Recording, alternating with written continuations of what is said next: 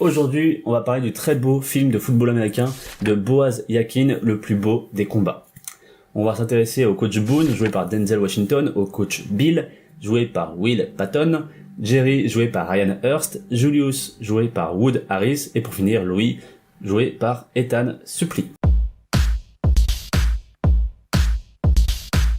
C'est l'histoire vraie du premier lycée ayant accueilli élèves noirs et blancs dans la même école, et donc du coup où l'équipe de football américain est composée de joueurs noirs et de joueurs blancs. Donc je ne parlerai pas de racisme dans cette vidéo, ça n'a pas être pertinent vu que c'est le propos de tout le film. Je t'invite donc à aller voir le film. C'est parti. Racisme? Quoi? Vous me dites ça parce que je suis noir? Bah, évidemment.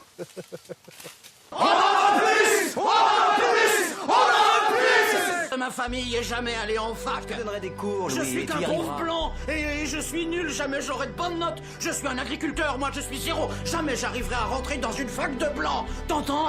J'ai fait exprès de ne pas te décrire la scène, de te la laisser telle quelle, parce que elle tombe assez sous le sens une fois que t'écoutes les paroles. La semaine dernière, avec La vie rêvée de Walter Mitty, l'affiche qui est par là, je t'ai dit que la peur ou le courage peuvent être créés ou raisonnés si tu hackes bien ton cerveau. Et dans ce film-là, on a justement un bel exemple d'une vie qui peut s'effondrer juste par des croyances absurdes. Donc t'as Louis qui affirme que c'est un zéro, que c'est un nul, qui ne peut pas aller au lycée, enfin à la fac, parce que il est à chier en études, et justement il se met lui-même un pied dans la tombe. Il ne croit pas en lui, et c'est précisément le problème de beaucoup de gens. On parle souvent de élever son potentiel, de connaître son potentiel, de comprendre, de trouver son potentiel, de l'exploiter surtout.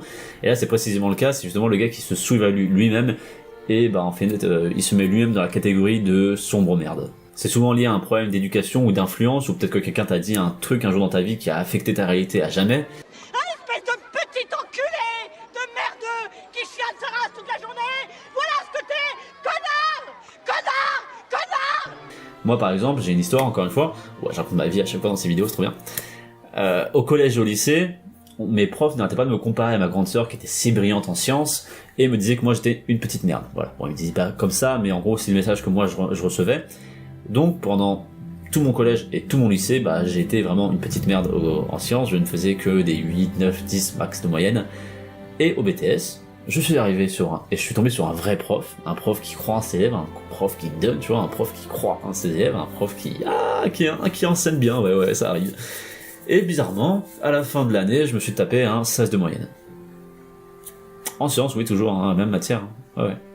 Ne laisse jamais des tocards te dire qui tu es, prouve-leur par tes actes que ce sont eux, les sombres merdes. Dans cette scène, on atteint enfin le moment où Gary et Julius se réconcilient avec le sport. Il y avait pas mal de tensions, et dans un dénouement plein de testostérone à l'américaine, ils nous montrent qu'ils peuvent travailler ensemble. Au début du film, l'un comme l'autre, ils n'osaient pas engueuler l'un de leurs camarades de couleur pour raison raciale. Là, ils ont enfin tous les deux pris un mec de leur bande à part pour le démonter. Donc, ils sont enfin entrés dans un équilibre, dans une cohésion où ce n'est plus le joueur qui compte, mais l'équipe.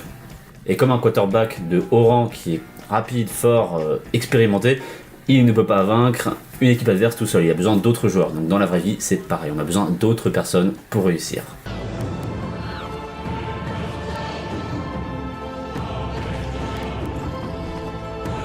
Il faut s'entourer de gens qui vont dans la même direction que toi, comme un clan, comme une meute, comme une petite communauté, des individus qui ont les mêmes valeurs que toi.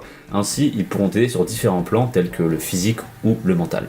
Et c'est une clé importante de la réussite, comme un mec qui chante tout seul dans sa salle de bain, qui est extrêmement talentueux, il chante depuis qu'il est tout petit.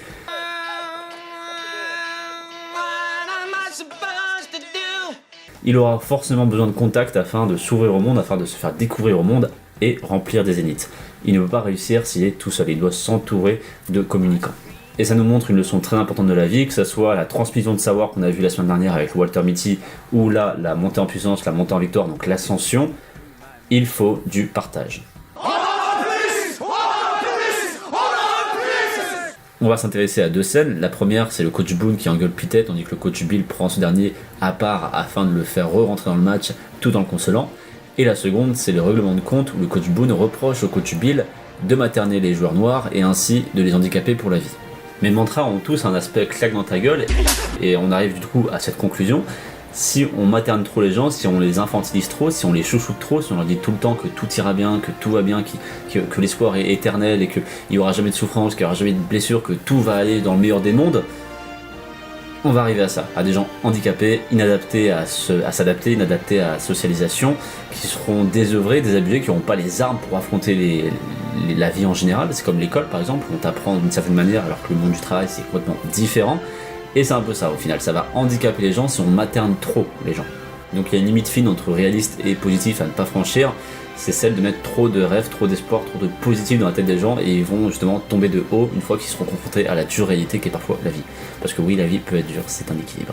Au final, dire que tout va bien et qu'il faut y croire, c'est bien pour un enfant qui a peur du tonnerre, mais pour un adulte, pour quelqu'un qui se construit, un adolescent, ça lui met des illusions dans la tête, c'est l'école encore une fois un très bon exemple, et au final ça ne l'aide pas du tout. Je sais que d'un point de vue parental, c'est un peu dur à comprendre, mais c'est une réalité. Trop couver quelqu'un, c'est nocif pour cette personne.